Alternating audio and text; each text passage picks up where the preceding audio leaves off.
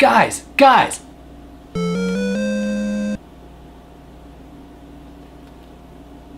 Retron 5.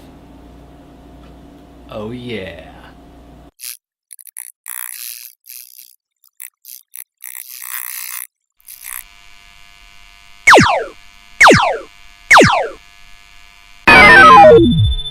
Now, the reason for this video is I just kind of wanted to show you the Retron 5 and show you what comes in the box.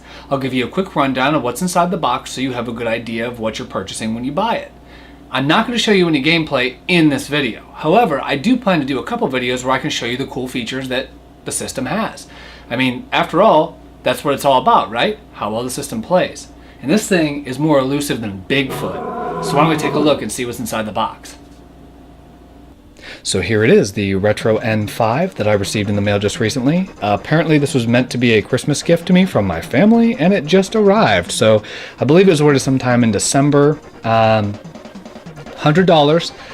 It plays a lot of the old cartridge games, so Game Boy Advance, SNES, NES, Genesis, and Famicom.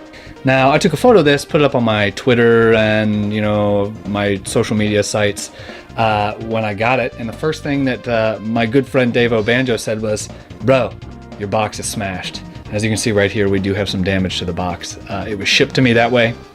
Not much I can do about it now. I'm just glad to have the thing. I mean, there were whispers that the thing was never going to come out, that it didn't exist.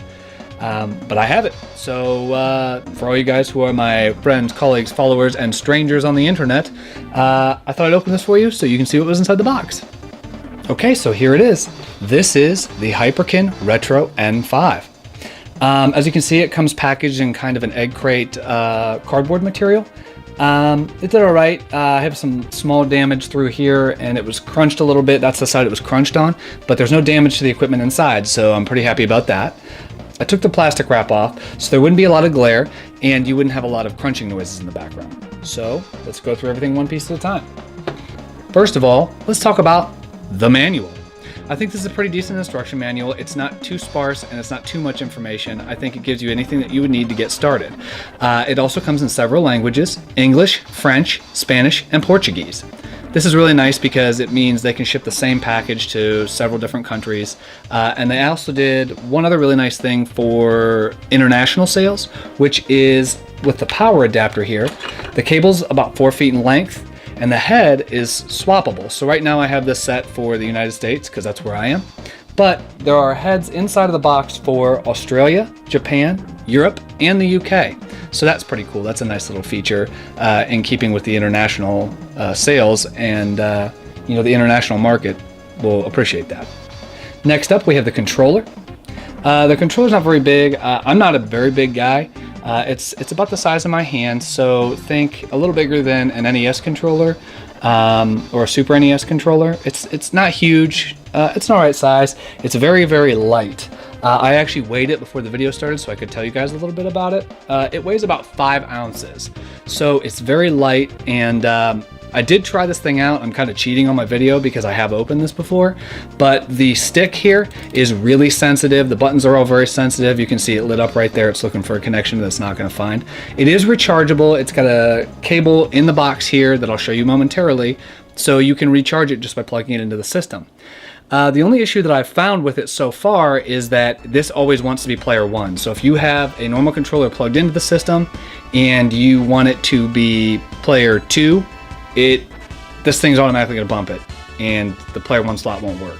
At least not that I've found yet. So I might be wrong. You can correct me in the comments if you want, but just a heads up. Included HDMI cable. Nobody does this. I really think this is a great thing, and I appreciate it, because anymore you almost always have to buy your own HDMI cables. So included HDMI cable. Big thumbs up for Hyperkin. That's really cool. Here's the charging cord. As you can see, this thing is huge. I mean, it goes on for days. It's great because, a lot of the ones is the ones for the PlayStation, the PS4, PS3, Xbox. Unless you really want to be tied down with a cord, they're usually pretty short for rechargeable controllers, but this thing is a monster. It is really long. I think it's a great length. This was a really cool addition as well. Now, let's get down to the bread and butter. Let's get down to the system here. So here we go. Here's the system itself. It weighs a little bit over 2 pounds, and It's roughly 8.5 by 11. Just a quick eye comparison to a sheet of paper. That's about what you're looking at size-wise. It's not very thick. I mean, it's smaller, I would say, than maybe a Sega Genesis. With the top, it's probably the same width as the Sega Genesis. Not too bad.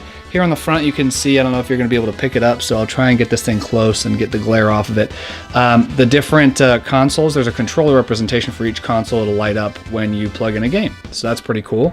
On either side, you have the ports for all the original consoles, so SNES, NES, and Sega. I've got some on either side, which means you can have at least 2 controllers from there, but you can also buy extra wireless controllers and sync them with this, which is pretty cool. Each one of the bays does have a dust cover, which is nice. The only issue that I've had so far is 2 things. Number one, it doesn't like to have several cartridges in here at once. Like, you couldn't leave a Super Nintendo cartridge in here and plug in a Sega cartridge because it's going to give you an error. And the Genesis port seemed really, really tight fitting when I tried to get a game in it to me. This may not be the case with everybody, but those were 2 issues I had with it. The only other single issue that I want to complain about, and this might have been a shipping issue because my box was smashed, was that the one side here, one of the pins for the controller port was actually bent, and I had to straighten it with a pair of pliers. But once I straightened it, the thing worked great, no worries. It picked up our controllers right away. That was really nice. No other issues. Alright guys, thanks for watching my unboxing video. It was my first one, so I apologize if I seemed a little awkward or I didn't cover things right. If I missed anything and you have any questions, send me a comment below. And remember, if you leave me a comment, it's good for 1 free high five if we ever meet in real life. That means if you see me at a convention or on the street, come up and say, hey, I left you a comment. Good for 1 free high five for life. Scout's honor. Wasn't a Boy Scout? Scout's honor. While you're at it, don't forget to like and subscribe. You can also find me over on Facebook and Twitter. I love to get messages from fans or just people who like the same things I like. So feel free to head on over there, add me, like me, do what you do. If you like this video and you want to see more, click right up here to see my video from a few weeks ago about PK Out of the Shadows. It's an old GameCube game starring Donald Duck, but not really because he's not really the same character, but he is. It's really weird and confusing, so go ahead and check it out. Also, keep your eyes open because I'm going to be doing an Indie PopCon special very soon. It's just taken me a lot longer than I thought to get it done because, well, there was a lot going on there. So, thanks for taking the time out of your day to watch my video. You guys are the best. Bye!